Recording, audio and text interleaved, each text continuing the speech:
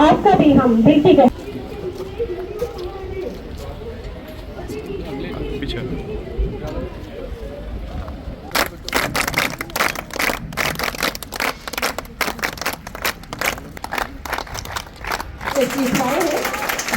तालियों के साथ कार्यक्रम में इस गवर्नमेंट हाई स्कूल लखनपुर के खूबसूरत प्रांगण में आप सबका हार्दिक अभिनंदन। कभी नहीं सकते हमारे लिए ये बहुत। तो आज का जो कार्यक्रम है, जैसे कि हम सब जानते हैं, सरकार द्वारा लॉन्च की गई एक स्कीम है बेटी बचाओ बेटी पढ़ाओ। इस स्कीम के माध्यम से इसका जो मकसद है बेटियों को बचाना, उनको शिक्षित बनाना और उस शिक्षित बनाने के बाद उनको सशक्त बनाना, ताकि वो समाज में एक अच्छा मुकाम हासिल कर सके।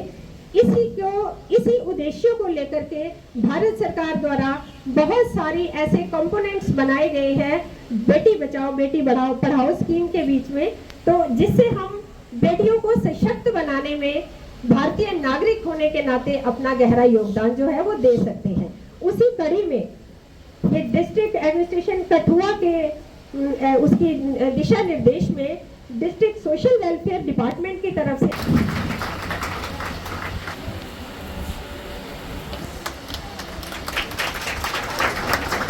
Thank you sir, thank you so much for being an honour sir, thank you so much for being with us. बच्चे बहुत अच्छे से इन्होंने आज के इस थीम के ऊपर अपने विचार रखे। जैसे कि हमने अभी बात करी है कि जो बेटी बचाओ बेटी पढ़ाओ अभियान जो है वो 22 जनवरी 2015 में माननीय प्रधानमंत्री जी द्वारा इसकी शुरुआत की गई थी, और इसका उद्देश्य यही था कि जो लड़कियों के साथ, हमारी बालिकाओं के साथ जो लिंग के आधार पे भेदभाव होते थे उसको खत्म करना, और बेटियों को शिक्षा, सबसे पहले बेटियों को बचाना, क्योंकि हमारे समाज में एक छोटी सी कुरीति है, छोटी तो नहीं, ये बड़ी कुरीति हम मान के चलते हैं कि एक ऐसी कुरीति है कि बच्चियों को जन्म से पहले ही कोख में ही मार दिया जाता है। इस सब यहाँ इसलिए इकट्ठे हुए हैं, बड़ा ही इम्पोर्टेंट टॉपिक है, बड़ा ही महत्वपूर्ण विषय है बेटी बचाओ बेटी पढ़ाओ। बेटी बचाओ बेटी पढ़ाओ के बारे में मैं ज़्यादा नहीं बोलूँगी, क्योंकि मुझे लगता है कि आप सब थोड़े बहुत सशक्त हैं, मालूम जानकारी रखते हैं, और मैडम ने बड़े अच्छे तरीके से थोड़ा बहुत आपको समझाया। हमारी बच्चियाँ यहाँ बोल के गई हैं, पोइम कविताएं गा के गई हैं। तो बेटी बचाओ बेटी पढ़ाओ ये सिर्फ एक योजना, सरकारी योजना के तहत एक कार्यक्रम नहीं है, यानी कि ये योजना सिर्फ सरकारी कार्यक्रम नहीं है, बल्कि हमारी भी कुछ जिम्मेवारी है, हमारा भी कुछ काम है जिसमें हम इस स्कीम को आगे ले जा सकें। हमारा मेन मुद्दा बेटी बचाओ बेटी पढ़ाओ का मैडम ने बड़े अच्छे तरीके से समझाया है। जैसे कि बेटी बचाओ बेटी पढ़ाओ हम आजकल हम देखते हैं हर जगह, चाहे वो स्कूल है, चाहे वो हेल्थ सेंटर है, चाहे वो मेडिकल डिपार्टमेंट है, कोई भी डिपार्टमेंट हो, बेटी बचाओ बेटी पढ़ाओ के ऊपर कुछ ना कुछ वो प्रोग्राम एक्टिविटी करते रहते हैं। क्यों? ताकि हमारी जनता जागरूक हो सके। बेटी बचाओ बेटी पढ़ाओ ये योजना की शुरुआत 2015 में भारत सरकार ने शुरुआत की थी। क्यों की थी? क्योंकि लड़कियों के जन्म को बढ़ावा मिले, उन्हें शिक्षा मिले और वे आत्मनिर्भर बने।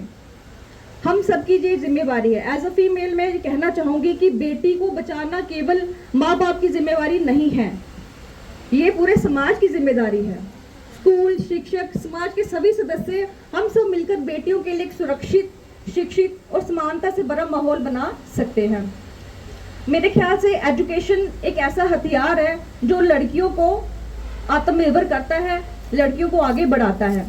शिक्षा केवल एक किताब तक सीमित नहीं है, ये एक सोच है, ये एक अधिकार है और एक रास्ता है आत्मनिर्भरता की ओर।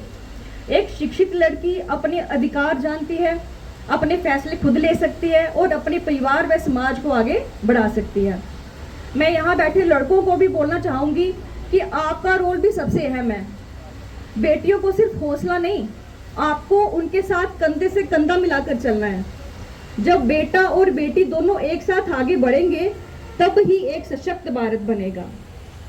मैं आप सबके सामने 4 पंक्तियों में एक छोटी सी कविता बताऊंगी। सपनों को जो उड़ान दे वो बेटी होती है, सपनों को जो उड़ान दे वो बेटी होती है, हर घर की पहचान, हर रिश्ते की जान होती है। पढ़ेगी जब वो आगे बढ़ेगी, पढ़ेगी जब वो आगे बढ़ेगी, समाज की तस्वीर भी तब ही बदलेगी। हम सबको मिलकर ये संकल्प लेना होगा कि हम बेटियों को शिक्षित करेंगे, उनकी सुरक्षा का ध्यान रखेंगे और समाज में हर स्तर पर उन्हें बराबरी का हक देंगे। आज देश की बड़ी सारी बेटियां हमारी आईएएस ऑफिसर हैं, पायलट हैं, इंजीनियर हैं, डॉक्टर हैं, इवन की खिलाड़ी हैं, नेता भी हैं। तो हम सब क्यों नहीं, आप सब क्यों नहीं? इसलिए हमें उन्हें सपनों को देखने और उन्हें पूरा करने का अवसर देना चाहिए। मैं अंत में यही कहना चाहूँगी कि हम सब ये संकल्प लें, हम बेटियों को बचाएंगे, पढ़ाएंगे और समाज में बराबरी से भी हम कहते हैं ना कि बेटियां तो हम घर की रौनक होती है।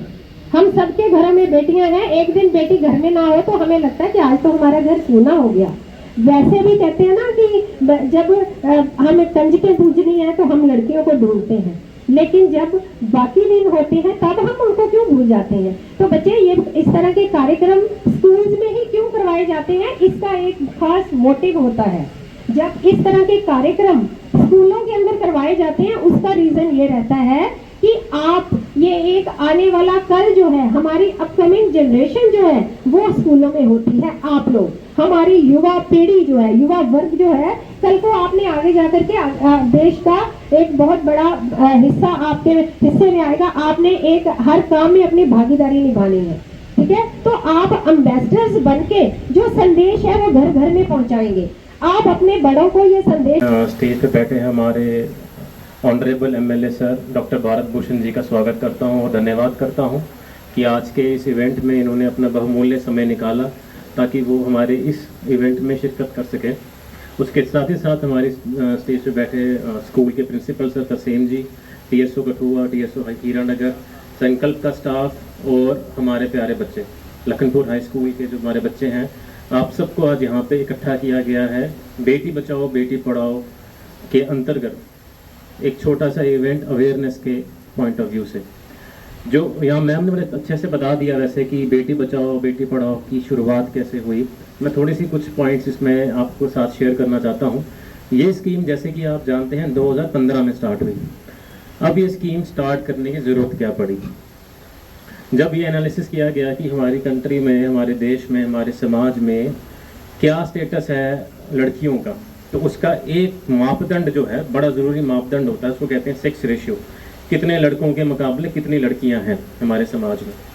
तो जब वो मापदंड हम देखते हैं तो 2015 में ये 915 बच्चियां थी। अगर 1000 लड़के हैं तो उसके अंगेंस्ट 915 बच्चियां होती थी। उसी के अंतर्गत उसके बाद देखा गया स्कूल एजुकेशन में देखा गया कि जो एनरोलमेंट है हमारी बच्चियों का स्कूल्स में वो कम था लड़कों से। और जैसे जैसे आप ऊपर की क्लासों में जाओगे, 8 से 9 में जाओगे, 9 से 10 से हायर एजुकेशन में जाओगे, तो लड़कियों की जो एनरोलमेंट थी वो बहुत कम थी। उसके बाद अगर हम जॉब लेबर फोर्स, वो 930 है, 1000 के मुकाबले 930 बच्चियां हमारी जो हैं हमारे समाज में हैं। अब ये 2015 के हिसाब से तो हम आगे बढ़े हैं, लेकिन अभी सफ़र लंबा है। बराबरी तभी होगी जब हम सब बराबरी पे होंगे। जैसे इन्होंने बताया, इसको कहते हैं जो भ्रूण में लड़कियों की हत्या होती है, जब तक वो पूरी तरह से बंद नहीं होता तब तक ये जो मुहिम है इसको ये अपने वो भी आगे हैं। तो एजुकेशन पॉइंट ऑफ व्यू से जो हमारे जो बच्चे हैं वो उसमें हम अच्छा कर रहे हैं, लेकिन अभी और अच्छा करना है। अच्छा कहाँ करना है? एक क्वालिटी ऑफ जो हमारी क्वालिटी ऑफ एजुकेशन है। और सेकंड, बच्चियां स्कूल्स के बाद कॉलेज में जाएं, अपनी आगे की पढ़ाई कभी नहीं छोड़नी है। बेटी बचाओ बेटी पढ़ाओ एक माध्यम है आपको जागरूक करने का। आप लोग जागरूक होंगे तो जैसा मैडम ने भी कहा कि अगर एक लड़की जागरूक होती है तो पूरा परिवार जागरूक होता है, पूरी फैमिली को ये बात समझ आती है और विल फील एम्पावर्ड। एम्पावरमेंट का मतलब क्या है? आपके पास अपना पैसा होगा, ये बहुत जरूरी है।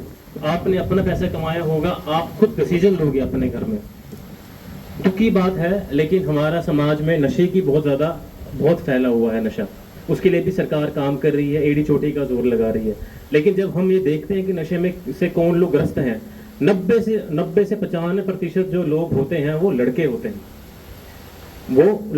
हैं। तो जहां पर जिस परिवार में लड़की डिसीजन मेकिंग ले रही होगी। जिस परिवार में एक लड़की, एक बेटी, एक माँ, एक बहन एम्पावर्ड होगी, तो उस घर में ऐसी जो हमारे समाज में कुरीतियां फैली हुई हैं वो आगे नहीं पनपेंगी। आपने संभालना है जो हमारी बेटियां हैं और हमारे जो लड़के बैठे हैं पीछे। लड़कियों से ज़्यादा जिम्मेदारी लड़कों की होती है। हमारे इवेंट्स में सर पिछली बार एक इवेंट किया था हमने, वहाँ लड़कियां नहीं थी, तो जो सर थे वहाँ पर, तो सर ने भी ये बात कही थी कि ये बेटी बचाओ का इवेंट लड़कों के बगैर अधूरा है। तो जो लड़के बैठे हैं पीछे उन्होंने ज़्यादा ध्यान देना होता है, क्योंकि घर में आपकी बहन है, उसको पढ़ाना है, उसको मदद करनी है कि वो पढ़े। कोई दोस्त है तो वो भी देखना है कि वो भी आगे पढ़ाई करे, ताकि समाज में जब लड़कियां पढ़ेंगे तो अपने आप समाज का उत्थान होगा। तो बेटी बचाओ बेटी पढ़ाओ का जो परचम है वो आप सब ने संभालना है। क्या लड़का, क्या लड़की, क्या छोटा, क्या बड़ा, ये सबकी जिम्मेदारी है। और मैं आशा करता हूँ कि ये चीज़ आप सब यहाँ से लेकर जाएंगे और अपने फैमिली में, अपने मोहल्ले में इस चीज़ के बारे में बात भी करोगे। तकरीबन 11 साल हो गए इस स्कीम को लागू किए हुए। और इस स्कीम को लागू क्यों किया गया? क्योंकि हमारे समाज में कहीं ना कहीं मेल्स और फीमेल्स की जो रेशो थी, पॉपुलेशन थी फीमेल्स की बहुत कम थी, और नेचर की जो रेशो होनी चाहिए 50-50 उससे बहुत कम थी। उस चीज़ को ध्यान में रखते हुए और ख़ास करके फीमेल्स के वेलफेयर के लिए, उनको एम्पावर करने के लिए कि लड़कियां भी अपना पूरा 100% दें नेशनल बिल्डिंग में, वो फलें फूलें और समाज में वैसा ही काम करें जैसे उनके मेल काउंटर पार्ट करते हैं। लेकिन देखा गया कि फीमेल जो हैं वो तो जहाँ तो एक तो बचपन में उनको पहले ही मार दिया जाता था, जन्म होने से पहले ही। एक तो ये बुराई थी हमारे समाज में, अभी भी है। और दूसरी ये कि बच्चियों को पढ़ने नहीं दिया जाता था। बड़ा काम में कहते नहीं जी चलो बच्ची ने क्या करना, पढ़ के शादी कर दो, इसकी दूसरे घर ही जाना है। अब आस्ता आस्ता से स्कीम आने के बाद वो थोड़ी परसेप्शन चेंज हो रही है, और बच्चियां अगर पढ़ी और लिखी होंगी सारी तो समाज भी सारा जागृत होगा। और पढ़ी लिखी जो बच्ची है वो अपना तो ख्याल रखेगी, और जब उसने कोई अपना परिवार चलाना है वो उसको अच्छे तरीके से चलाएगी, और कहीं ना कहीं मुल्क को मजबूत करने में, अपने फैमिली को मजबूत करने में बड़ा कंट्रीब्यूट अच्छा कर सकती है बनिस्बत की मेल काउंटर पार्ट के। उसके साथ साथ ध्यान के रख के ये स्कीम बनाई गई, और मुझे बहुत खुशी है कि हमारे 10 साल में सेक्स रेशियो भी इम्प्रूव हुई है थोड़ी, और फीमेल्स ने काफ़ी ज़्यादा तरक्की की है पिछले 10 सालों में। अभी मैं कल ही टाइम्स ऑफ इंडिया में पढ़ रहा था कि एक बच्ची जिसको गटर में फेंक दिया था, गटर में किसी ने फेंक दिया कि बच्ची हुई है फेंक दो, उस बच्ची को किसी ने पाला और उसने कल सिविल सर्विसेज एग्जाम क्वालिफाई किया, IAS बन गई वो बच्ची। तो इस तरीके की जो उदाहरण है, जैसे दीपा मलिक है, हमारी फीमेल है, डिसेबल्ड है, टोटल व्हील चेयर पे चलती है, लेकिन उसने पैरा ओलंपिक्स में मुझे लगता है 15-20 मेडल ले लिया 2016 से शुरू करके। तो कहीं ना कहीं अगर फीमेल मन में ठान ले कि मैंने पढ़ाई करनी है और पूरा अपने आप को एम्पावर करना है, अपने आप ले जाएगी। और 12th में देखो, 10th में रिजल्ट में देखो, सिविल सर्विस में देखो, बच्चियाँ आगे निकल रही हैं। और मुझे लगता है कि हमारे कठुआ की आज कोई वो पहला टाइम नहीं है कि नहीं जी किताबें नहीं, आज घर बैठ के भी आपको हर चीज़ मटेरियल मिल सकता है, ऑनलाइन भी पढ़ सकते हो। तो बच्चों में कंपटीशन की भावना भी रखो, और समाज में जो कुरीतियाँ हैं उनके तरफ भी आपका ध्यान होना चाहिए। कल के आप हमारे शहरी हो, जो भी बुराइयाँ हैं समाज में, चाहे करप्शन है, भेदभाव है और समाज में बुराइयाँ हैं, उनमें फीमेल ने उतना योगदान देना चाहिए जितने हमारे मेल दे रहे हैं। तो इन्हीं शब्दों के साथ मैं सभी बच्चों के द्वारा आज के इस फंक्शन की मुबारकबाद देता हूँ। बच्चों ने बड़ा अच्छा प्रस्तुत किया, प्रिंसिपल साहब को और उनकी टीम को मुबारकबाद देता हूँ। और बेबी वंशिका देवी, पलक देवी, बेबी सिमरन, सुनिधि, पूर्णिमा, जानवी देवी और हिमानी। तो इनके बाद जैसे जैसे गर्ल्स बैठी है, एक एक लड़कियां ऐसे लाइन वाइज आती जाएंगी।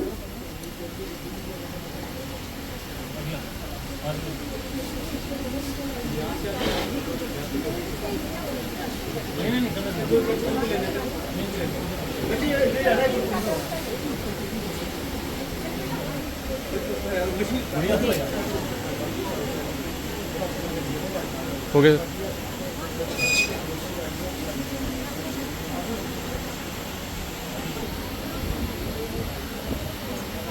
फिर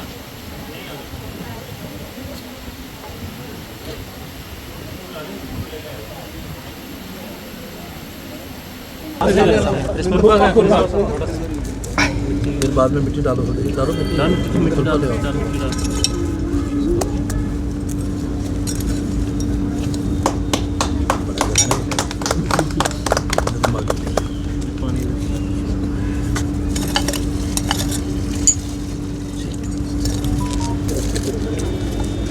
ये ले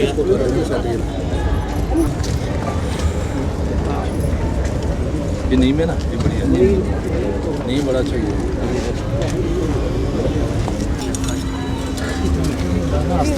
बस ठीक है।